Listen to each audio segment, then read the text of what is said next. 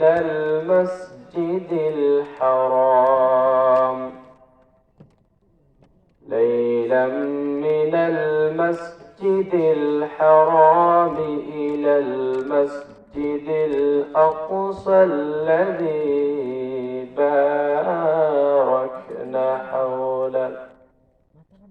باركنا حوله لنريه من آياتنا إلى آخر الآية. إن الله وملائكته يصلون على النبي يا أيها الذين آمنوا صلوا عليه وسلموا تسليما. اللهم صل على سيدنا مولانا محمد وعلى آل سيدنا مولانا. لا إله إلا الله لا إله إلا الله لا إله إلا الله لا إله إلا الله لا إله إلا الله لا إله إلا الله محمد رسول الله صلى الله عليه وسلم.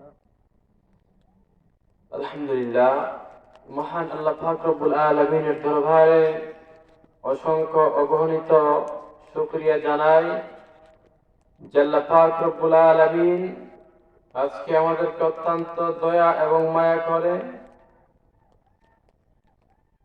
আল্লাহ শাহ ফারুক আহমদ দাখিল মাদ্রাসার উদ্যোগে বার্ষিক ইসলামী সুন্নি মহাসম্মেলনে উপস্থিত হওয়ার তৌফিক দান করেছেন। এজন্য আমরা আল্লাহ পাক রব্বুল আলামিনের দরবারে শুকরিয়া জানাই। সবাই পড়ি আলহামদুলিল্লাহ। আলহামদুলিল্লাহ। আর শুকরিয়া জানাই যে আল্লাহ পাক রব্বুল আলামিন আমাদেরকে অত্যন্ত দয়া এবং মায়া করে এমন নবীর উম্মত বানিয়েছেন যে নবীর উম্মত হওয়ার জন্য অনেক নবী রাসূলগণ চেয়েছেন। আমরা না চাইতেও আল্লাহ পাক রব্বুল আলামিন আমাদেরকে এমন নবীর উম্মত বানিয়েছেন যিনি শাফিউল মুযনিবিন, যাকে আল্লাহ পাক রব্বুল আলামিন সৃষ্টি না করলে এক ফুল কায়নাত, আরশ, লৌহ কলম, জমিন যা কিছু আছে কোন কিছু আল্লাহ পাক রব্বুল আলামিন সৃষ্টি করতেন না। তাই আমরা আবারও অন্তরের অন্তঃস্থল থেকে সেই আল্লাহ পাক রব্বুল আলামিনের শুকরিয়া জানাই। সবাই মন থেকে পড়ি আলহামদুলিল্লাহ। আলহামদুলিল্লাহ। সম্মানিত হাজিরিন, আজ আমি আপনাদের সামনে পবিত্র কালাম থেকে ছোট্ট একখানা আয়াত মুবারক তেলাওয়াত করেছি। এই আয়াতের আলোকে এবং রাসূল সাল্লাল্লাহু আলাইহি ওয়াসাল্লামের হাদিস ও সুন্নাহর আলোকে আপনাদের সামনে কিছু কথা বলার চেষ্টা করব ইনশাআল্লাহ। আল্লাহ পাক রব্বুল আলামিন এই জগতের মধ্যে মানুষ জাতি সৃষ্টি করেছেন আল্লাহ তাআলার ইবাদতের জন্য।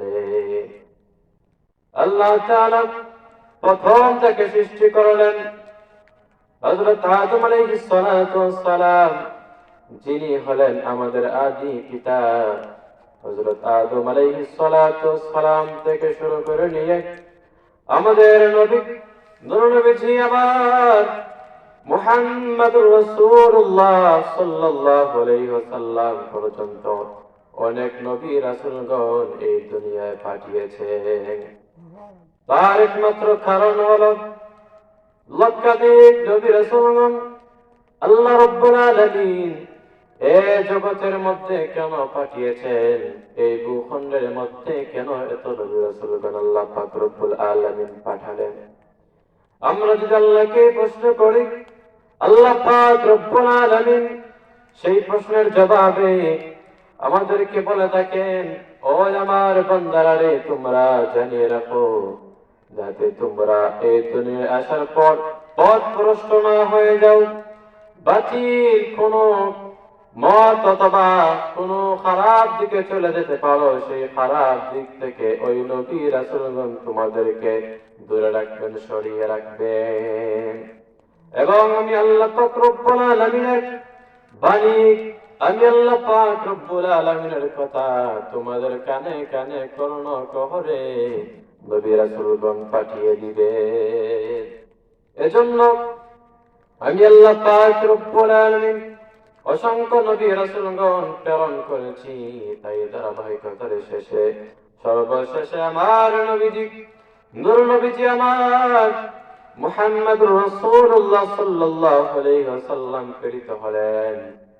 আমি আজ আপনাদের সামনে ওই নূর নবীজি মুহাম্মদ সাল্লাল্লাহু আলাইহি ওয়াসাল্লামের মিরাজ সম্বন্ধে কিছু আলোচনা করব। আল্লাহ পাক রব্বুল আলামিন পবিত্র কোরআনুল কারীম যার উপর নাযিল করেছেন, তিনি হচ্ছেন আমার আপনার রাসূল, রাহমাতাল লিল আলামিন, উম্মতের দরদি মুহাম্মদুর রাসূলুল্লাহ সাল্লাল্লাহু আলাইহি